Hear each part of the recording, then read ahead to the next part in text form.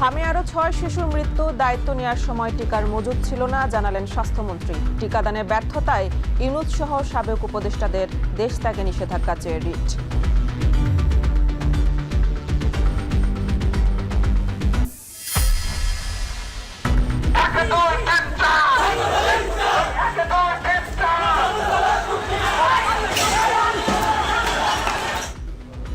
গাজীপুরের ডুয়েটের নতুন ভিসির যোগদান ঘিরে সংঘর্ষে 7 পুলিশ সহ আহত 27। জাহাঙ্গীরনগরে ধর্ষণ চেষ্টা অভিযুক্তকে গ্রেপ্তারের দাবিতে বিক্ষোভ, প্রশাসনিক ভবনে তালা।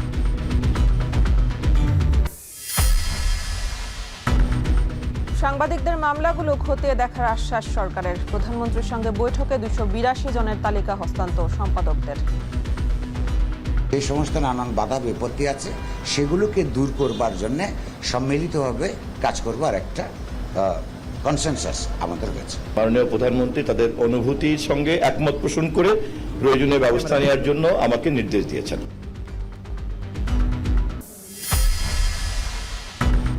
পশ্চিমবঙ্গের বিজেপি সরকারের কাঁটাতার নির্মাণে বনগাঁ সীমান্তের রাজ্যের মন্ত্রীর পরিদর্শন, জমি অধিগ্রহণ নিয়ে স্থানীয় বাসিন্দা ও বিএসএফের সঙ্গে আলোচনা। কোলম্যানকে ফুটবলের হেড কোচ নিয়োগে সম্মত ক্রীড়া মন্ত্রণালয়। ওয়েলস কোচ রাজি না হলে বিকল্প ভাবনা।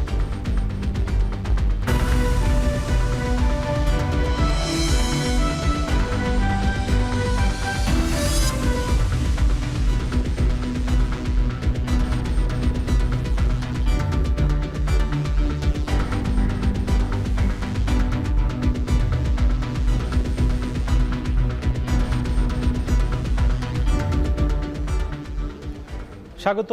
এখন সন্ধ্যায় পুরো আয়োজন জুড়ে সঙ্গে আছে আমরা দুজন, আমি নাজমুস সাকিব এবং আমি মেহরিন অ্যানি। বিএনপি সরকার দায়িত্ব নেওয়ার সময় হামের টিকার কোনো মজুদই ছিল না। জাতীয় প্রেস ক্লাবে হাম ডেঙ্গু নিয়ন্ত্রণে জনসচেতনতা সপ্তাহ উদ্বোধন ও সেমিনারে কথা বলেছেন স্বাস্থ্যমন্ত্রী। এ সময় 2020 সালের ডিসেম্বরের পর দেশে নিয়মিত টিকাদান কর্মসূচি না হওয়া এবং টিকার তীব্র ঘাটতি বর্তমান হামের প্রাদুর্ভাবের কারণ বলে উল্লেখ করেন তিনি। এদিকে হাম ও উপসর্গে আরও 6 শিশুর মৃত্যু হয়েছে। এ নিয়ে গেল 2 মাসে হামে মৃত্যুর সংখ্যা দাঁড়িয়েছে 459 জনে। বিস্তারিত প্রতিবেদনে। হামে থামছে না মৃত্যুর মিছিল। রোববার সকাল 8টা পর্যন্ত আরও 6 জনের মৃত্যু হয়েছে। এ নিয়ে গেল 2 মাসে হামের মৃত্যুর সংখ্যা দাঁড়িয়েছে 459 জনে। এমন প্রেক্ষাপটে ড্যাব আয়োজিত আলোচনা সভায় হাম ও ডেঙ্গু রোধ প্রতিরোধে টিকাদান কার্যক্রমের নানা দিক সহ বিভিন্ন বিষয় উঠে আসে। বক্তারা বলেন, তৃণমূলের দোরগোড়ায় স্বাস্থ্যসেবা পৌঁছে দিতে আমলাতান্ত্রিক নির্ভরতা কমিয়ে রাজনৈতিক সংগঠনের সক্রিয় অংশগ্রহণ জরুরি। বাংলাদেশের প্রতিটা এলাকায় শিশুর বয়স অনুযায়ী ভিটামিন এ ক্যাম্পেইন করতে পারি এবং এইটা সফল করতে জনসচেতনতা বৃদ্ধি করতে পারি। ডেঙ্গিকে নিয়ে গবেষণার জন্য সরকার এবং সরকারি পৃষ্ঠপোষকতায় প্রাইভেট যে ফ্যাসিলিটিসগুলো আছে তাদেরকে উৎসাহ দিতে হবে। অনুষ্ঠানে স্বাস্থ্যমন্ত্রী বলেন, বিএনপি সরকার দায়িত্ব নেওয়ার সময় হামের টিকার কোনো মজুতি ছিল না। 2020 সালের ডিসেম্বরের পর দেশে নিয়মিত টিকাদান কর্মসূচি না হওয়া এবং টিকার ঘাটতি প্রাদুর্ভাবের মূল কারণ। 2020 সনের ডিসেম্বরে সর্বশেষ হয়েছে, তারপরে 26 পর্যন্ত আমরা শুরু করার আগ পর্যন্ত মিজেলসের কোনো টিকা দেওয়া হয়নি। তিনি বলেন, হাম প্রতিরোধে সরকার ও জনগণকে সমন্বিতভাবে কাজ করতে হবে। ব্যাপকভাবে টিকাদান কর্মসূচি চালানোর পর হামের প্রকোপ কিছুটা কমছে বলেও জানান মন্ত্রী।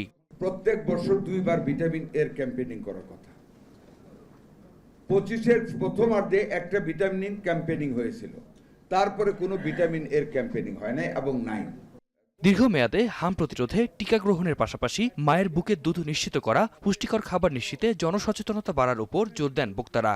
মায়েদের পুষ্টির ব্যাপারে, বাচ্চাদের ব্রেস্ট ফিডিং এর ব্যাপারে আপনাদের অনেক দূরে এগোতে হবে, সমাজকে সচেতন করতে হবে। আতিক মেজবা লগ্ন, এখন ঢাকা। এদিকে হামের টিকা ক্রয় ও ক্যাম্পেইন বন্ধ রাখায় ডক্টর ইউনূস ও সাবেক উপদেষ্টাদের দেশ ত্যাগের নিষেধাজ্ঞা চেয়ে রিট হয়েছে।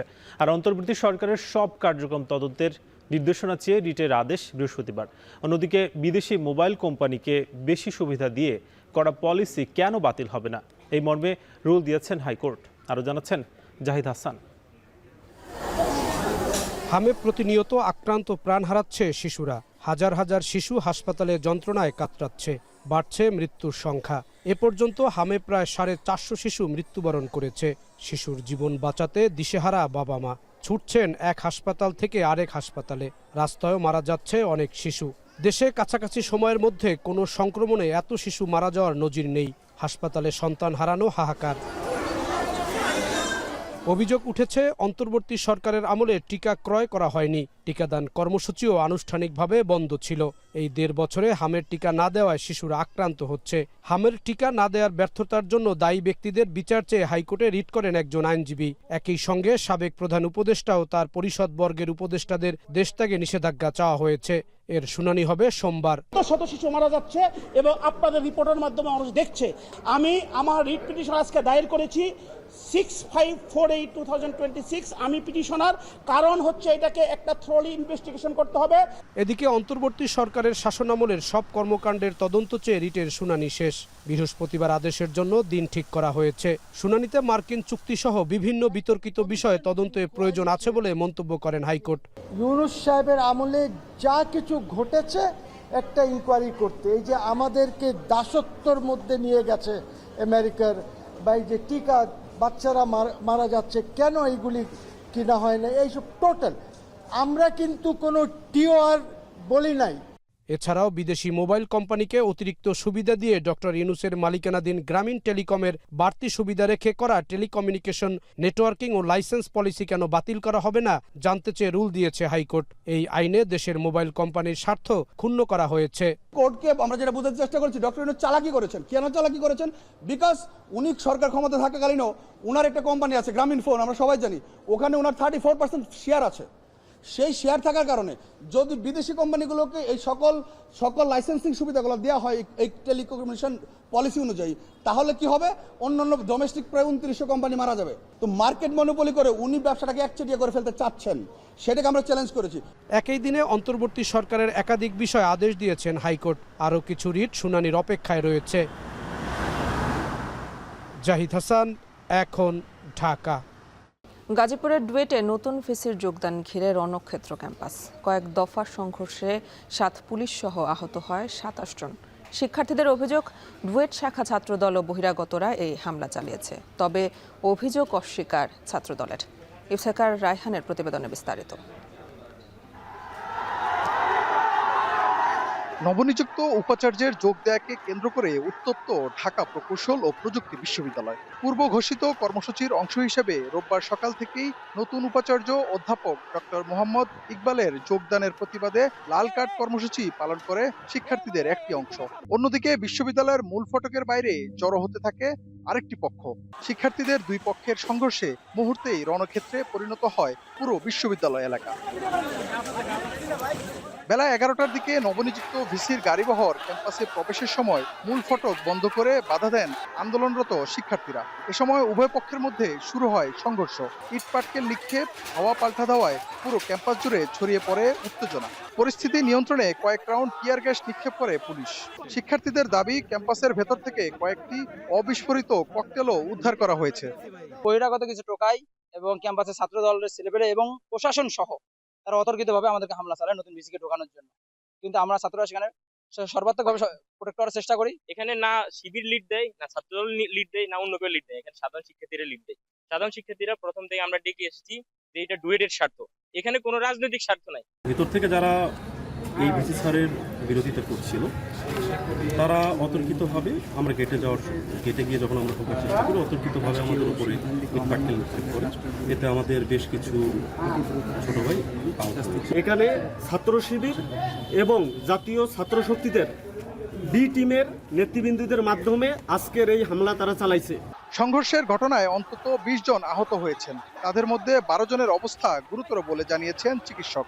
আজকে 18 জন আহত হয়েছে, তার মধ্যে 12 জনের অবস্থা আশঙ্কাজনক। Maximum head injury, leg injury, তারপরে অ্যাবডোমিনাল ইনজুরি। সংঘর্ষের পর ক্যাম্পাস এলাকায় থমথমে পরিস্থিতি বিরাজ করছে। যে কোনো অনাকাঙ্ক্ষিত পরিস্থিতি মোকাবেলায় অতিরিক্ত পুলিশ মোতায়েন রাখা হয়েছে। এ ঘটনায় পুলিশের 7 সদস্য আহত হয়েছেন। যখন সংঘর্ষ চলছিল এদের দুই পক্ষকে নিবৃত্ত করতে 7 জন পুলিশ আহত হয়েছে। এ ব্যাপারে একটা মামলা হবে এবং আমরা আইনানুগ ব্যবস্থা নেব। কোনো হীন স্বার্থ যদি কারো থাকে, এটা একজন সরকার ভিসি নিয়োগ দিয়েছে, স্বাভাবিকভাবে এটা দায়িত্ব হস্তান্তর হবে।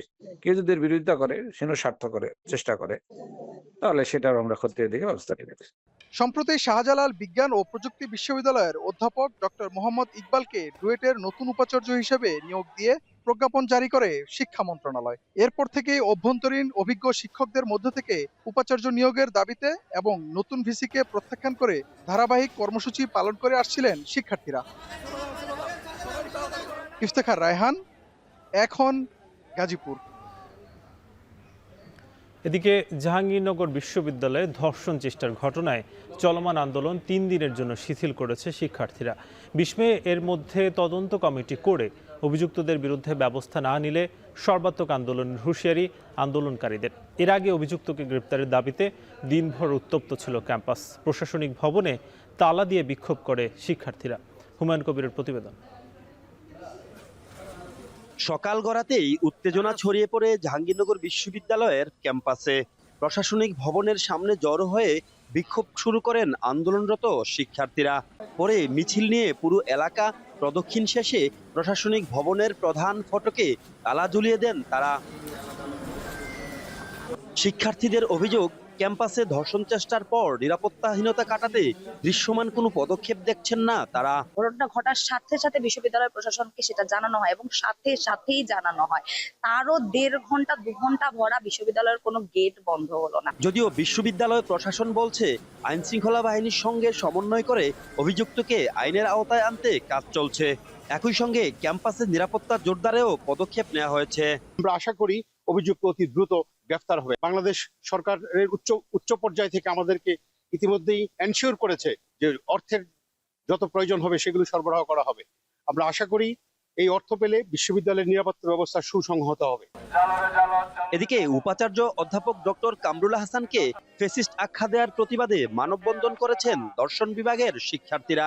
এ ধরনের মন্তব্য প্রত্যাহার করে দুঃখ প্রকাশের আহ্বান জানান তারা। একটা বৈধ আন্দোলনকে, একটা বৈধ মিছিলকে, বৈধ দাবি দাওয়াকে আপনারা ক্ষমতার রদবদল হিসেবে নিয়ে আপনারা ক্ষমতায় আসতে চাইবেন, এটা কিন্তু হতে দিব না। হুমায়ুন কবির, এখন সাভার। জুলাই হত্যাসহ বিভিন্ন মামলায় অভিযুক্ত 282 জন সাংবাদিকদের তালিকা প্রধানমন্ত্রীর কাছে হস্তান্তর করেছেন সম্পাদক পরিষদ। সচিবালয়ে প্রধানমন্ত্রীর সঙ্গে বৈঠক শেষে নেতৃবৃন্দ বলেন, সাংবাদিকদের বিরুদ্ধে মিথ্যা মামলা গণতান্ত্রিক রাষ্ট্র এবং সরকারের ভাবমূর্তির জন্য ইতিবাচক নয়। তথ্যমন্ত্রী বলেন, মামলাগুলো সরকার খতিয়ে দেখবে। আরও জানাচ্ছেন আসিফ ইকবাল খান। সচিবালয়ে প্রধানমন্ত্রী তারেক রহমানের সঙ্গে রোববার প্রথমবারের মতো বৈঠক করেন সম্পাদক পরিষদের নেতৃবৃন্দ। প্রায় 2 ঘন্টা বৈঠক শেষে সাংবাদিক নেতারা জানান, বিভিন্ন সময়ে উদ্দেশ্যমূলকভাবে মামলা জড়ানো 282 জন সাংবাদিকের একটি তালিকা প্রধানমন্ত্রীর কাছে হস্তান্তর করা হয়েছে। প্রায় 282 জন সাংবাদিকদের বিরুদ্ধে বিভিন্ন ধরনের মামলা হচ্ছে এবং তার মধ্যে 94 জন হত্যা মামলার তারা আসামি হিসেবে। তো সেটা আমরা প্রধানমন্ত্রীর কাছে সেই লিস্ট দিয়েছি। এই লিস্টটা একদম যে সম্পূর্ণ সেটা বলবো না, অসম্পূর্ণ থাকতে পারে, কিন্তু আমরা আন্তরিকভাবে চেষ্টা করে দিয়েছি এবং প্রধানমন্ত্রী সেটা গ্রহণ করেছেন। সম্পাদকরা জানান, মুক্ত ও জবাবদিহিমূলক গণমাধ্যম ব্যবস্থা গড়ে তুলতে একসঙ্গে কাজ করার বিষয়ে ঐকমত্য হয়েছে সরকার ও সম্পাদক পরিষদের মধ্যে। সরকার যতদিন গণতান্ত্রিক আচরণ করবে ততদিন সম্পাদক পরিষদ সরকারের সঙ্গে সহযোগিতার সম্পর্ক বজায় রাখবে বলেও জানান তারা। নানান ত্রুটি বিচ্যুতি প্র্যাকটিসের মধ্যে আছে, সেগুলো থেকে কিভাবে বেরিয়ে আসা যায় এবং সেইখানে সরকার যতক্ষণ পর্যন্ত গণতান্ত্রিক আচরণ করবেন ততক্ষণ পর্যন্ত সম্পাদকগণ তাদের সঙ্গে এনগেজ থাকবে, এটা আমরা কথা দিয়েছি। ওনারাও এটা ওয়েলকাম করেছেন। এ সময় তথ্য ও সম্প্রচার মন্ত্রী জহিরুদ্দিন স্বপন বলেন, বর্তমানে গণমাধ্যমের উপর কোনো ধরনের হস্তক্ষেপ না থাকায় প্রধানমন্ত্রীকে ধন্যবাদ জানিয়েছেন সম্পাদক ও সিনিয়র সাংবাদিকরা। এছাড়া সাংবাদিকদের বিরুদ্ধে দায়ের হওয়া মামলাগুলো খতিয়ে দেখতে নির্দেশনা দিয়েছেন প্রধানমন্ত্রী। সম্পাদক পরিষদের নেতৃবৃন্দ এই বিষয়টি মাননীয় প্রধানমন্ত্রীর কাছে উপস্থাপন করলে মাননীয় প্রধানমন্ত্রী তাদের অনুভূতির সঙ্গে একমত পোষণ করে প্রয়োজনীয় ব্যবস্থা নেওয়ার জন্য আমাকে নির্দেশ দিয়েছেন। এর আগে সকালে সচিবালয়ে টেলিভিশন এডিটর্স কাউন্সিলের নেতাদের সঙ্গে বৈঠক শেষে তথ্যমন্ত্রী বলেন, বিজ্ঞাপন পেতে কোনো গণমাধ্যম যেন মনগড়া সার্কুলেশন বা টিআরপি প্রকাশ করতে না পারে তা নিশ্চিত করা হবে। মাত্র 500টা টিআরপি দিয়ে আমি দেশের 5 কোটি টেলিভিশনের হিসাব বুঝাই দেব, অথবা সেই মিথ্যাকে গ্রহণ করব, অথবা পত্রিকার ছাপা আমি আমার মন গড়া একটা সংখ্যার ভিত্তিতে বিজ্ঞাপনের সুযোগ সুবিধা বন্টন করব, এই নীতিমালা থেকে তথ্য মন্ত্রণালয় বেরিয়ে আসবে। মন্ত্রী আরও বলেন, টেলিভিশনের জন্য একটি নিরপেক্ষ ও গ্রহণযোগ্য কমিশন গঠন করা হবে। কমিশন কিভাবে গঠিত হবে এবং কাজ করবে তা ঠিক করতে শিগগিরই সংশ্লিষ্টদের নিয়ে আলোচনায় বসবে সরকার। কোনো মিথ্যার কোনো কাঠামোর উপরে আমরা দাঁড়াবো না। আসিফ ইকবাল খান, এখন, ঢাকা। সময় হলো একটি বিরতির, ফিরবো কিছুক্ষণ পর।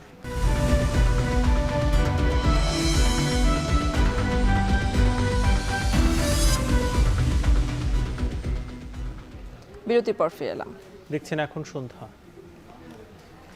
জুলাই গণঅভ্যুত্থানে বেগম রোকেয়া বিশ্ববিদ্যালয়ের শিক্ষার্থী আবু সাইদ হত্যা মামলার দণ্ডিত আসামি সাবেক উপাচার্য হাসিবুর রশিদকে কারাগারে পাঠিয়েছেন আন্তর্জাতিক অপরাধ ট্রাইব্যুনাল। মামলার শুরুর থেকে তিনি পলাতক ছিলেন। আবু সাইদকে হত্যার দায়ে তৎকালীন ভিসিকে 10 বছরের কারাদণ্ড দেয় ট্রাইব্যুনাল। জাহিদ হাসানের প্রতিবেদন। 24-এর কোটা আন্দোলনে রংপুর বেগম রোকেয়া বিশ্ববিদ্যালয়ের শিক্ষার্থী ও সমন্বয়ক আবু সাইদ পুলিশের গুলিতে নিহত হন। ক্যাম্পাসের সামনে দুহাত প্রসারিত করে দাঁড়িয়ে প্রতিবাদ করলে তাকে লক্ষ্য করে পুলিশ বুলেট ছোড়ে। এ সময় মাটিতে লুটিয়ে পড়ে আবু সাইদ, পরে হাসপাতালে তিনি মারা যান। 5 আগস্টে শেখ হাসিনা সরকারের পতন হলে আবু সাইদ হত্যাকাণ্ডের বিচার শুরু করে ট্রাইব্যুনাল। আসামি করা হয় বেরোবির তৎকালীন উপাচার্য অধ্যাপক হাসিবুর রশিদ সহ 30 জনকে। মামলার শুরু থেকেই 26 আসামি পলাতক ছিলেন। 2 পুলিশ সদস্য, ছাত্রলীগ নেতাসহ 4 জন গ্রেফতার রয়েছে। আবু সাইদ হত্যাকাণ্ডের বিচার শেষ করে গত 9 এপ্রিল 30 জনকে দণ্ডিত করে রায় দেয় ট্রাইব্যুনাল 2। সাবেক ভিসি হাসিবুর রশিদকে 10 বছরের কারাদণ্ড দেয়া হয়। শুরু থেকেই তিনি পলাতক ছিলেন। শনিবার তাকে গ্রেফতার করে মোহাম্মদপুর থানা পুলিশ। রোববার দণ্ডিত হাসিবুর রশিদকে ট্রাইব্যুনালে হাজির করা হয়। পরে ট্রাইব্যুনাল তাকে কারাগারে পাঠানোর আদেশ দেন। আমাদের আইনের বিধান হলো যেহেতু এটা ক্যাপিটাল পানিশমেন্টের মামলা ছিল, তার পক্ষে প্রতিনিধিত্ব করতে দেওয়া হয়েছে, স্টেট ডিমেন্ট নিয়োগ দেওয়া হয়েছে। আর সে যদি নিজে থাকতো তাহলে তার নিজস্ব আইনজীবী দিয়ে সে আরও কন্টেস্ট করতে পারতো। হ্যাঁ, কিন্তু স্টেট ডিফেন্স থাকলে যে রেকর্ডের বাইরে জেরা করার সুযোগ থাকে না। এ নিয়ে 5 আসামি গ্রেফতার হয়েছে। আবু সাইদ হত্যাকাণ্ডে পুলিশের এএসআই আমির হোসেন ও কনস্টেবল সুজনকে মৃত্যুদণ্ডে রায় দিয়েছে ট্রাইব্যুনাল। এদিকে জুলাই হত্যাকাণ্ডের এক মামলায় ওবায়দুল কাদের, ছাত্রলীগ ও যুবলীগের শীর্ষ নেতা সহ 7 জনের বিরুদ্ধে যুক্তিতর্ক পিছিয়ে 14 জুন দিন ধার্য করেছে ট্রাইব্যুনাল। জাহিদ হাসান, এখন, ঢাকা। প্রধান বিচারপতিকে তত্ত্বাবধায়ক সরকারের প্রধান করা উচিত নয়। এতে অবসরে যাওয়ার আগে থেকেই অনেকে লাভ ক্ষতির হিসাব শুরু করে, যা বিচার ব্যবস্থা ও প্রতিষ্ঠানের জন্য ক্ষতিকর।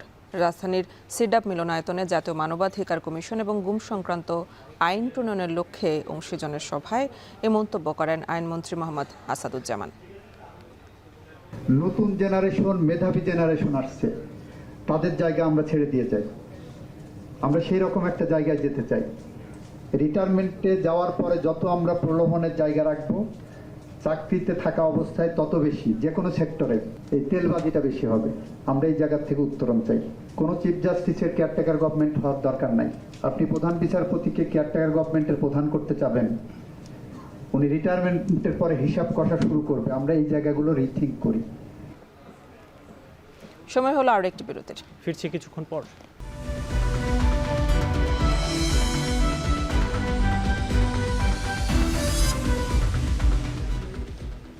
আবারও স্বাগত।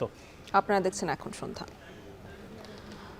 দেশের চামড়া শিল্পকে রপ্তানি আয়ের অন্যতম প্রধান খাতে পরিণত করতে বড় ধরনের সংস্কারের উদ্যোগ নিয়েছে সরকার। সাভারের ট্যানারি শিল্পনগরীতে নিরবচ্ছিন্ন বিদ্যুৎ সরবরাহ নিশ্চিত করার পাশাপাশি প্রণোদনার অর্থ দ্রুত ছাড়ে বাংলাদেশ ব্যাংককে অনুরোধ জানিয়েছে শিল্প মন্ত্রণালয়। আজ এক বৈঠক শেষে এই খাতের সম্ভাবনা ও চ্যালেঞ্জ মোকাবেলায় নানা দিক নির্দেশনা দেন শিল্পমন্ত্রী। বিস্তারিত নাইম কামালের প্রতিবেদনে। দেশের অর্থনীতির অন্যতম সম্ভাবনাময় খাত চামড়া। তবে সাভারের ট্যানারি শিল্পনগরীর সিইটিপি বা কেন্দ্রীয় বর্জ্য শোধনাগারের ত্রুটি এবং পরিবেশগত ছাড়পত্রের অভাবে দীর্ঘদিন ধরেই ধুঁকছে এই শিল্প। এবার সেই সংকট কাটাতে মাঠে নেমেছে সরকার। সকালে শিল্প ভবনে চামড়া শিল্পের উন্নয়নে সুপারিশ প্রদান ও কর্মপরিকল্পনা প্রণয়ন টাস্কফোর্স এর 9ম বৈঠকে আলোচকদের বক্তব্যে উঠে আসে এই খাতের নানা সংকটের চিত্র। আমার বিগত 30 বছরের ভিতরে কোনোদিন আমার ওভারডিউ হয়নি। তারপরও ওদের যে একটা কথা উল্লেখ করেছিলেন যে ব্যাংক কাস্টমার রিলেশনের ভিত্তিতে যেন কেস টু কেস ইয়েগুলো করা হয়, কিন্তু তারপরও আমাদের আবেদনগুলো সেভাবে নিচ্ছে না। পিক সিজনে যেহেতু 40,000 কিউবিক মিটারের মতো হয়, এই বাকিটুকুর জন্য হয়তো ক্লাস্টার করে অথবা ইন্ডিভিজুয়াল ইটিপি করার জন্য কয়েকটা কোম্পানি অলরেডি প্রক্রিয়ার মধ্যে আছে, সেটা যাতে সহজীকরণ হয়। ডিপিপির কোনখানে কোথায় যন্ত্রপাতিগুলো পুরাতন, অকেজু এবং কেন দেওয়া হয়েছিল, আজকে কেন এই অবস্থা। এ সময় ইটিভি বন্ধ রাখা বা অপব্যবহারের বিরুদ্ধে কঠোর ব্যবস্থা নেওয়ার হুঁশিয়ারি দেন পরিবেশ প্রতিমন্ত্রী। শিল্প মালিক যারা আছে এটা বাস্তবায়ন করতে হবে, তাদের সেই মালিকানা থাকবে যে আমাদের সন্তানদের জন্য আমরা একটা ভালো পরিবেশ রেখে যাব, ব্যবসাও করব, পাশাপাশি আমাদের পরিবেশের সুরক্ষা আমরা নিশ্চিত করব। যতটুকু মিনিমাইজ ড্যামেজ করে এটাকে আমরা করতে পারি সেটার দিকে নজর দিতে হবে, এটা হলো মূল কথা। কোনো অবস্থায় যেন আপনারা যে ইটিপি যেটা চালু আছে সেটা যেন বন্ধ রাখা না হয়, বা সেটা যেন কোনো অবস্থায় যেন ওইভাবে মিস ইউজ না করা হয়, সেদিকে খেয়াল রাখতে হবে। প্রধান অতিথির বক্তব্যে শিল্পমন্ত্রী আব্দুল মুক্তাদির জানান, চামড়া খাত থেকে বছরে 10 থেকে 12 বিলিয়ন ডলার আয় করা সম্ভব। এ লক্ষ্য অর্জনে সাভার ট্যানারিতে নিরবচ্ছিন্ন বিদ্যুৎ সরবরাহ নিশ্চিত করতে তাগাদা দিয়েছেন তিনি। পাশাপাশি ব্যবসায়ীদের সংকট কাটাতে প্রণোদনার অর্থ দ্রুত ছাড় করতে বাংলাদেশ ব্যাংকের প্রতি অনুরোধ জানান তিনি। বাংলাদেশ ব্যাংকের উদ্দেশ্যে আমার প্রশ্ন হচ্ছে, ইনসেন্টিভের মধ্যে ইনাদের যদি কোনো বকেয়া থেকে থাকে, যেরকম আরএমজিতে আপনারা ক্লিয়ার করেছেন, এনারা তো চামড়া কিনবেন নগদ পয়সায়, তো যদি কোনো বকেয়া থেকে থাকে এটা একটু ক্লিয়ার করে দেন। এই সেক্টরের যে পটেনশিয়ালটা আছে, এটা আমাদের সম্মিলিত চেষ্টায় সেই জায়গায় চামড়া খাতটাকে আমরা নিয়ে যাব ইনশাল্লাহ। এটা হবে এই দেশের সক্ষমতার একটা এক্সাম্পল।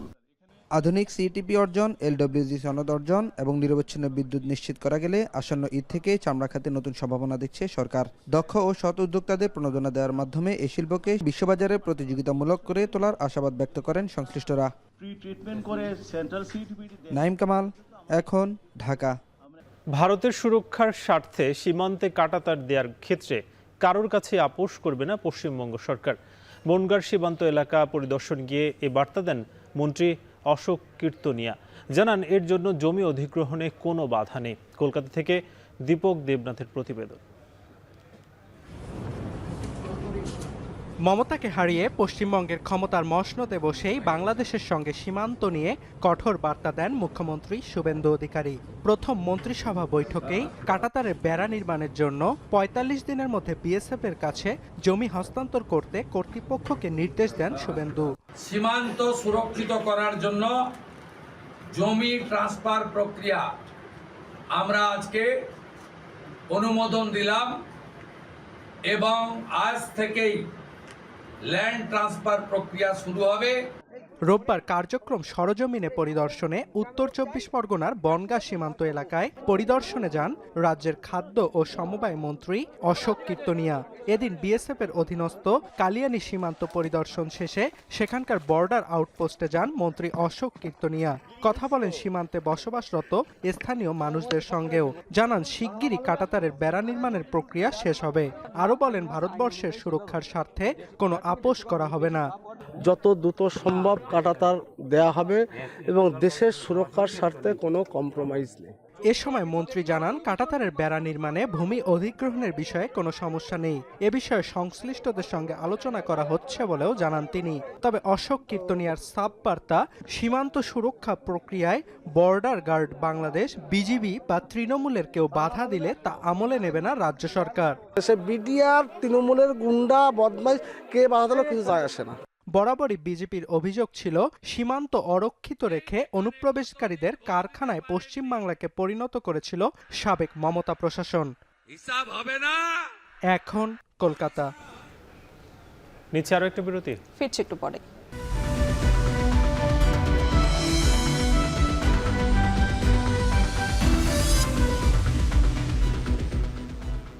বিরতির পর ফিরে এলাম আরও একবার। দেখছেন এখন সন্ধ্যা। কোলম্যানকে জাতীয় ফুটবল দলের কোচ হিসেবে নিয়োগে প্রয়োজনীয় সহায়তা করতে সম্মতি জানিয়েছে যুব ও ক্রীড়া মন্ত্রণালয়। বর্তমানে তার এজেন্টের সঙ্গে আলোচনা চলছে। রোববার এমনটি জানিয়েছেন প্রতিমন্ত্রী আমিনুল হক। তবে দুই পক্ষের চাওয়া না মিললে সেখানেও বিকল্প ভাবনা আছে বলেও জানান তিনি। আসাদুজ্জামান লিটনের প্রতিবেদনে বিস্তারিত। হ্যাভিয়ার ক্যাব্রেরার সঙ্গে চুক্তির ম্যাচ শেষের বেশ আগেই নতুন কোচ খুঁজতে বিজ্ঞপ্তি দিয়েছিল বাংলাদেশ ফুটবল ফেডারেশন। এরই মধ্যে ১.৫ মাস পেরিয়ে গেলেও এখনও হামজা জামালদের পরবর্তী গুরু কে হচ্ছেন তা চূড়ান্ত করতে পারেনি বাফুফে।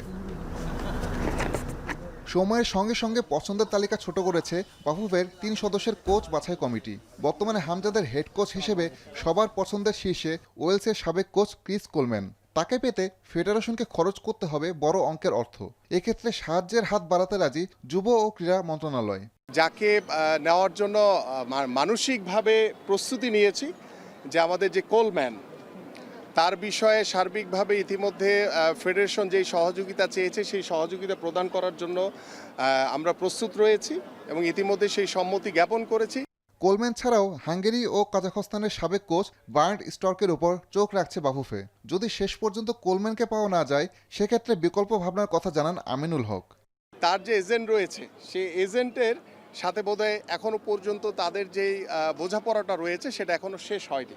তো সেটা শেষ না হওয়া পর্যন্ত আসলে আমাদের আরেকটু অপেক্ষা করতে হবে যে আসলে কোলম্যানকে শেষ পর্যন্ত আমরা পাবো কিনা।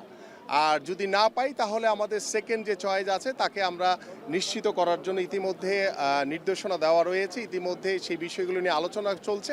জাতীয় দলের হেড কোচ ইস্যুতে যত দ্রুত সম্ভব সমাধান চায় যুব ও ক্রীড়া মন্ত্রণালয়। আসাদুজ্জামান লিটন, এখন, ঢাকা। এই ছিল এখন সন্ধ্যার আয়োজনে। এখন টেলিভিশন ওয়েবসাইটে দেখতে ভিজিট করুন www.ekhon.tv। এছাড়া ফেসবুকে যুক্ত হতে পারেন facebook.com/tv.ekhon। ইউটিউবে দেখতে পারেন youtube.com/c/ekhon tv।